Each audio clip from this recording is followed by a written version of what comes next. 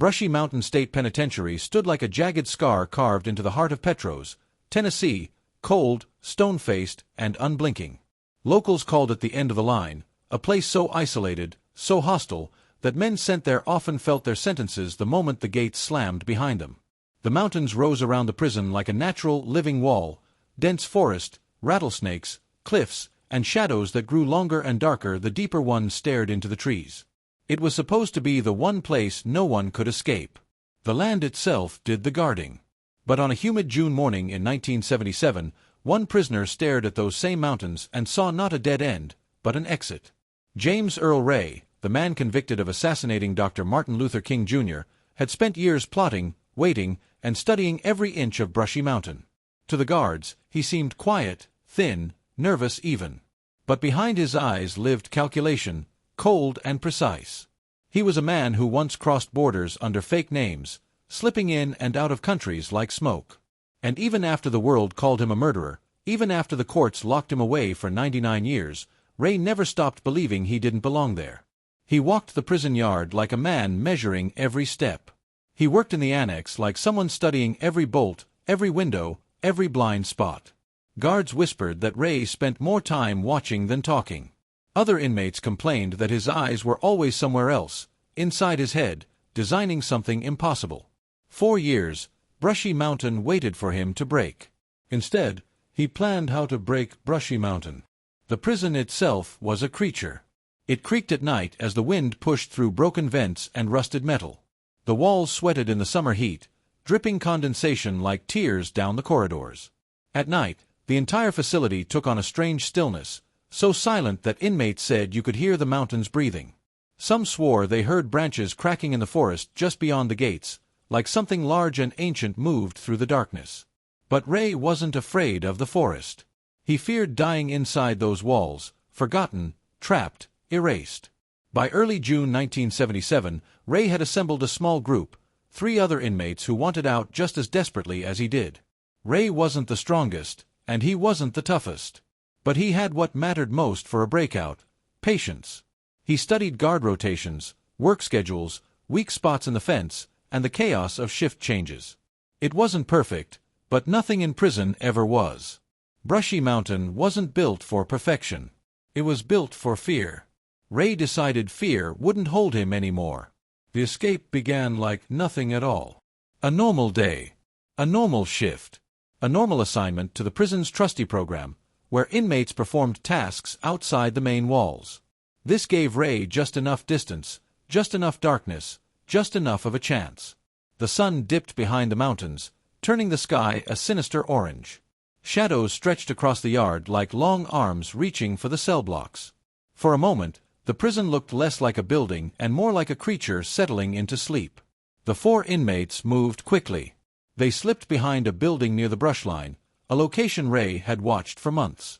There, they pulled out a makeshift ladder, thin, shaky, barely held together. But it was enough. In a place surrounded by mountains, Ray knew the guards relied on nature more than steel. They believed no one would dare run into those woods. No one would survive. Ray climbed first. As he reached the top of the 14-foot fence, razor wire glinted in the fading light, sharp and hungry. The air smelled metallic. The forest beyond looked thick, black, endless. Men weren't meant to survive it. But Ray wasn't planning to survive it. He was planning to disappear into it. He threw a makeshift blanket over the wire. It wasn't enough. The barbs cut into his arms and back as he slid over. Warm blood streaked across the metal, but he didn't stop. Pain was a reminder that he was still alive, still capable of movement, still capable of freedom. He landed hard on the other side.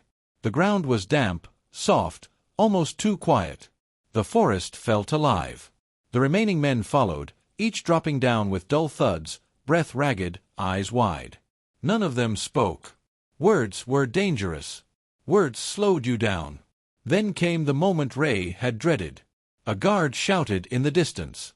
A beam of light swept across the yard. The 4 men froze, lungs burning, hearts hammering. For one terrifying second, Ray thought the plan had died right there. Then the light passed. They ran.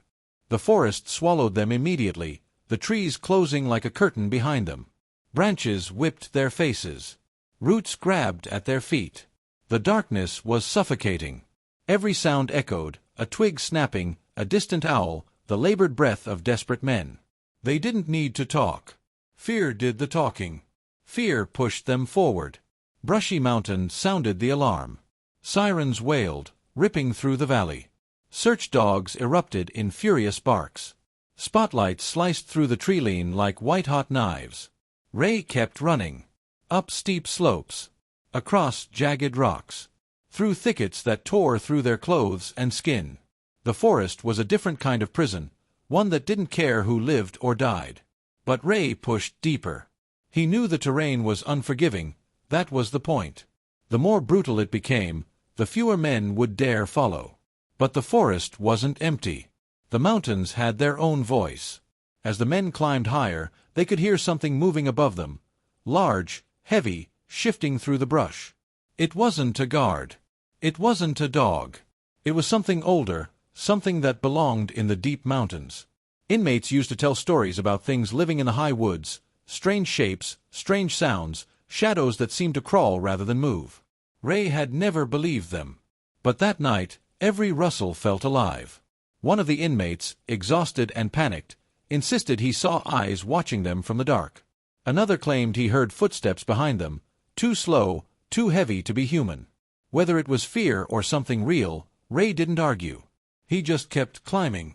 But the mountains weren't done testing him. Around midnight, rain began to fall. First a drizzle, then a violent downpour that turned the ground into sludge.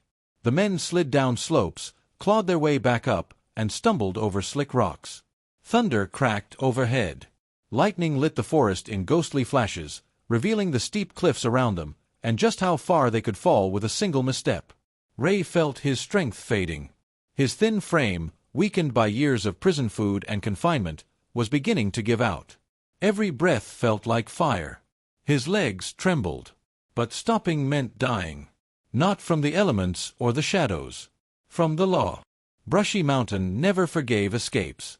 The sirens still echoed behind him. Search dogs barked closer.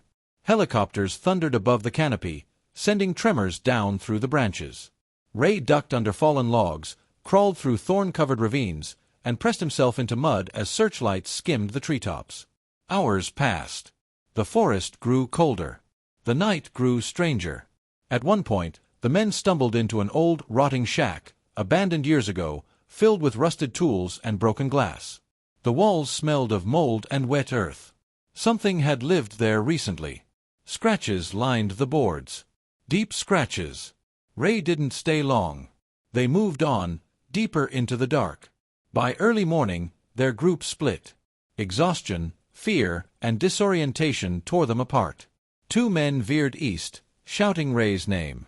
They vanished into the fog, their voices swallowed by the mountains. Another man collapsed near a creek, whispering he couldn't go on.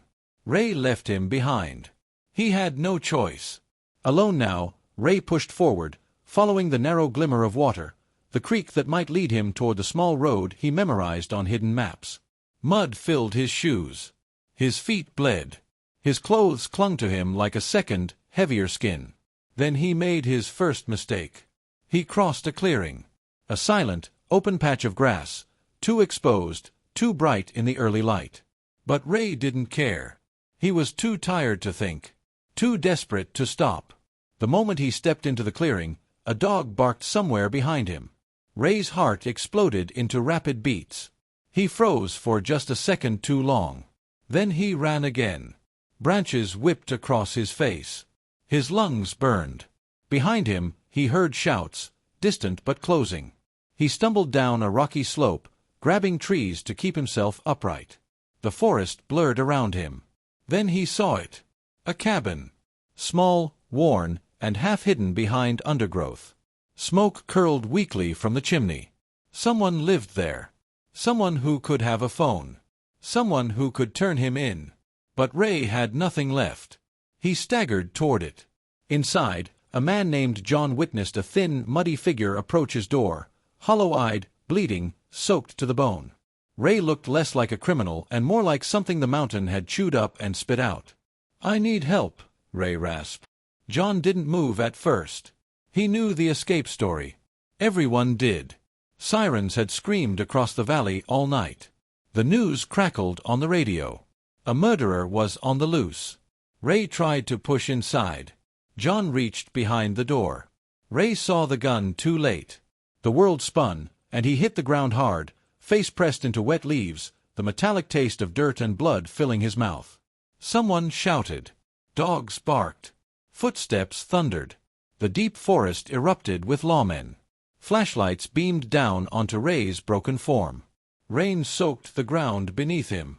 Helicopter blades hammered above. The mountains, silent through the night, now roared with forces closing in.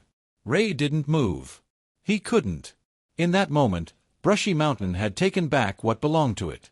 The guards lifted him from the ground, dragged him to his feet, and hauled him through the trees. His body shook. Not from cold.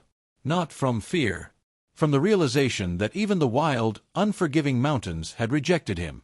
Behind him, the forest grew quiet again, like it had watched the entire escape, and decided Ray would never make it out alive. He was carried back toward the prison he tried to outrun. Back to the walls waiting to swallow him whole.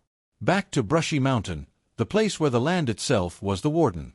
But the story wasn't over. Ray had escaped once, and in the cold corners of his mind, he believed he could escape again. Even if the mountains said otherwise.